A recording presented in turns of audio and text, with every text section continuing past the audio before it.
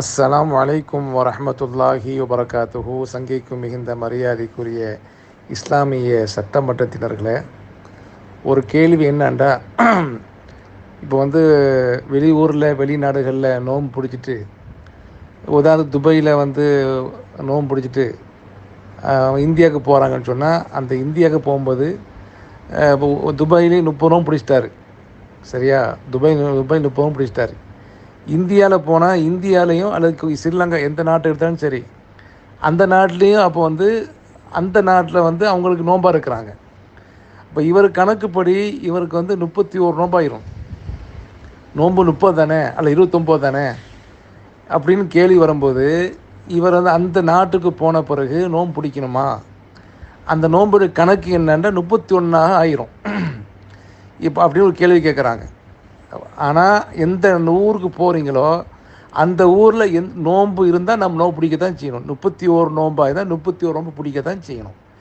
ஏன்னா ஸல்லல்லாஹு சொல்லியிருக்காங்க, அல் யோமு தசூமோன், உங்களுக்கு நீங்கள் அந்த ஊருக்கு போயிட்டா ஒரு ஆளை உங்களை தான் கவனிக்கணும். உங்களுக்கு என்ன, நீங்கள் இந்த நோம்பு அந்த இடத்துல அந்த ஊருக்கு போயிருக்கிறீங்க, அந்த ஊருக்கு போனதுனால அந்த ஊர் மக்கள் நோன்பு பிடிக்கிறாங்கன்னு சொன்னால் அவங்களோட சேர்ந்து நோன்பு பிடிக்க தான் செய்யணும்.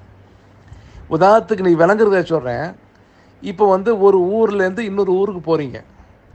ஒரு ஊர் நீங்கள் துபாயில் என்ன செஞ்சிட்டீங்க, அசர் தொழுதுட்டீங்க.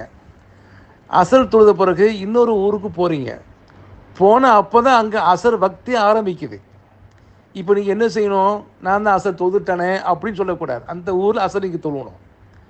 எந்தெந்த ஊரில் எப்படி இருக்குமோ ஆழத்தான் கவனிக்கணும். இப்போது ஸல்லல்லாஹு சொன்னாங்க, ஒரு மாதம் என்பது 29 அல்லது 30ன்றாங்க.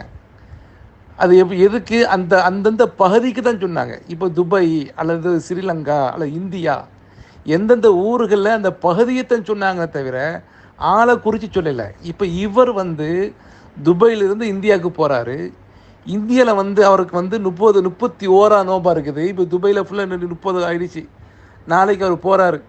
நாளைக்கு போன பிறகு அந்த ஊரில் இந்தியாவில் 31 நோன்பு, அந்த ஊர் மக்கள் 30, இவருக்கு 31 ஆகுது. அப்போ இவரை கவனிக்கும் பொழுது, ஆளை கவனிக்கும் பொழுது இவர் அந்த ஊருக்கு ஒத்து போகணும்.